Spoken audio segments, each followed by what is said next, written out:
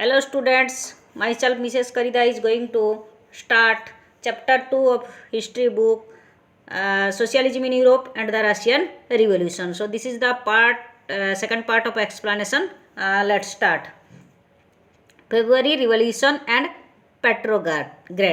In the winter of 1917, the conditions of the capital Petrograd, St. Petersburg were grim. The weather was too cold. The city was divided into two parts. The workers' quarters and factories were located on the right bank of river Neva. The fashionable areas such as the Winter Palace, official buildings and the Duma were located on the left bank of river Neva. In February 1917, there was food shortage in the workers' quarters. There was lockout in the factory. Many workers of the factories went on strike. The strikes led on by the women workers. The workers crossed the Neva River, reached the fashionable quarters and surrounded official buildings. The government imposed curfew and the demonstrators dispersed by the evening. On 24th and 25th February, they came back. The government called out the police and army to keep an eye on them. On 25th Feb, the government suspended Duma. On 26th February, the demonstrators returned in force to the left bank of river Neva. On 27th February, the police headquarters were ransacked. The streets crowded with people and with the slogans of bread, wages, democracy and better working hours. At that time, the cavalry refused to fire on the workers. The soldiers workers had gathered to form a Soviet or council in the Duma building. This was known as Petrograd Soviet. Next day, a representative went to the Tsar. The military commander advised the Tsar to resign and the Tsar resigned on 2nd March. Soviet leaders and Duma leaders formed a provisional government. Provisional government means temporary government to run the country. So the February Revolution brought down the monarchical power. Next. After February Revolution, what happened? The army officials, landowners and industrials were influential in the provisional government. Restriction on public meetings and association were removed. Soviets were set up everywhere. In April 1917, the Bolshevik leader Vladimir Lenin returned to Russia from his exile. He renamed his Bolshevik party as Communist Party. He announced his three demands, which came to be known as April Thesis. His demands were war should end, land should be transferred to the peasants, banks should be nationalized.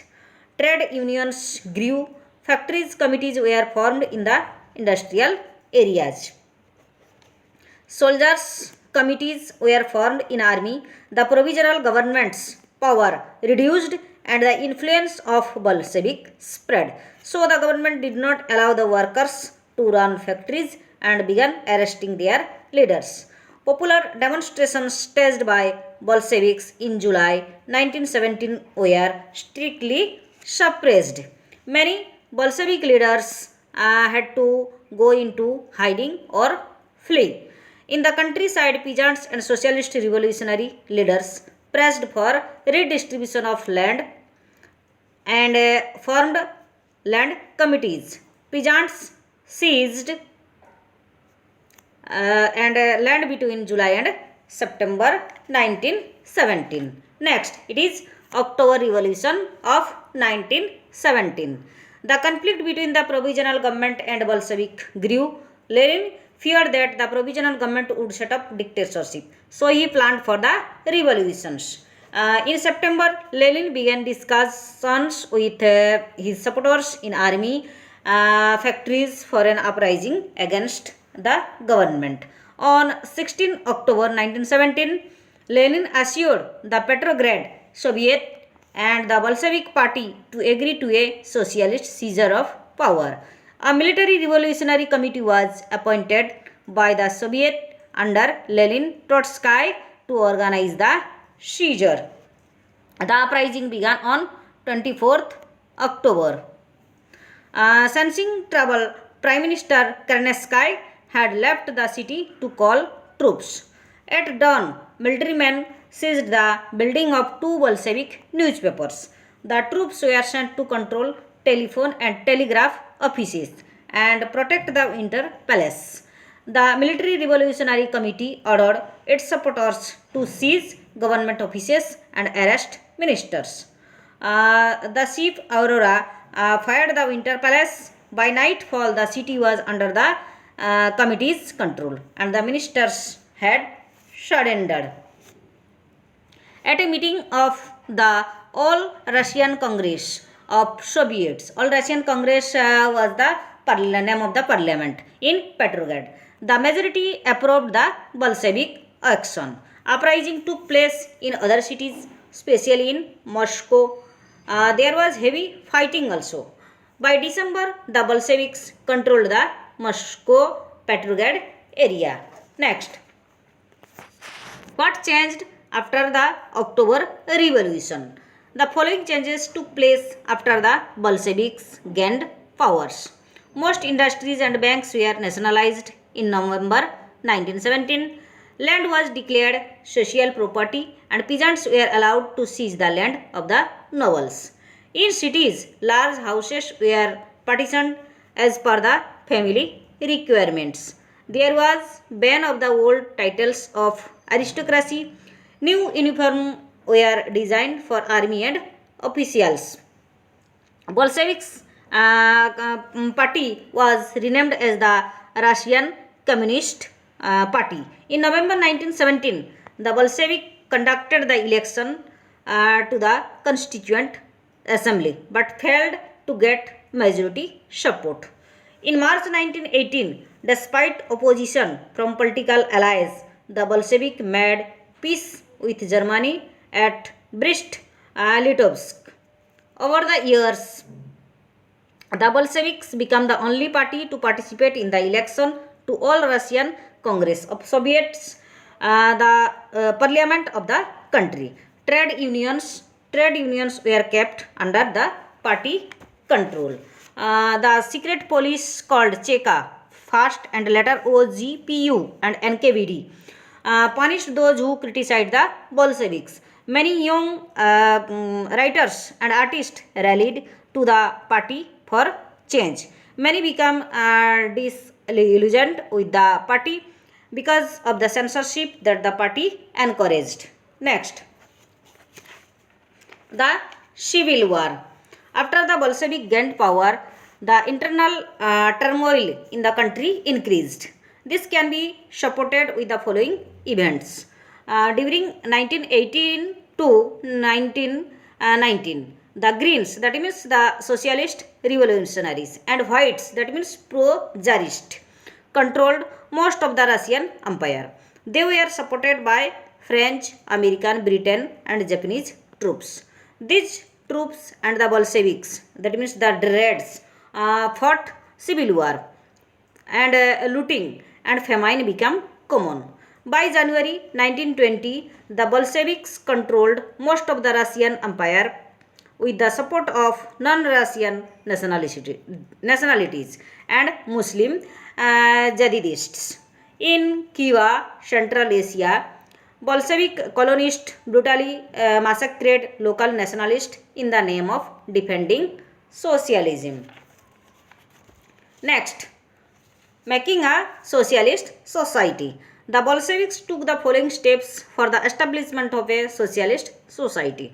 The Bolsheviks kept industries and banks nationalized. 5-year plans were formulated and government fixed the prices of all goods to promote industrial growth. During the first two plans of 1927 to 1930 and 1933 to 1938, centralized planning led to economic growth. Industrial production increased and new factory cities came into being. The rapid construction led to poor working conditions. The schooling system was developed and factory workers and peasants encouraged to enter universities. Cheap public health care was provided. Model living quarters were also set up for the workers. Next, Stalinism and the collectivization. When Stalin came to power and imposed the policy of collectivization in agriculture, by 1927 to 1928, in towns of Russia, we are facing grain scarcity. The government fixed prices at which grains must be sold, but peasants refused to sell their grain at these prices. In order to stop speculation and to seize supplies, party members were sent to grain producing areas to supervise enforced grain collections and raiding kulkas. That means the well-to-do peasants. As shortages continued, the decision was taken to collectivize farms because it was argued that shortages were partly due to small size of holding. From 1929, the party forced all peasants to cultivate in collective farms.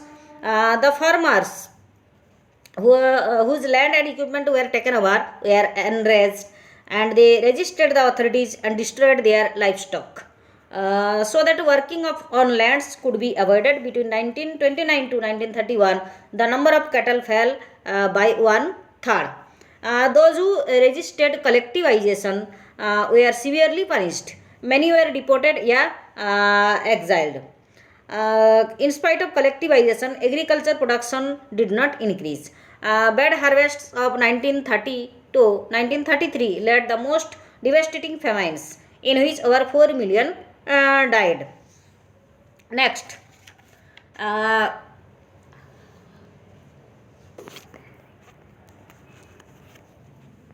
Stalin's government allowed some independent cultivation but treated them unsympathetically.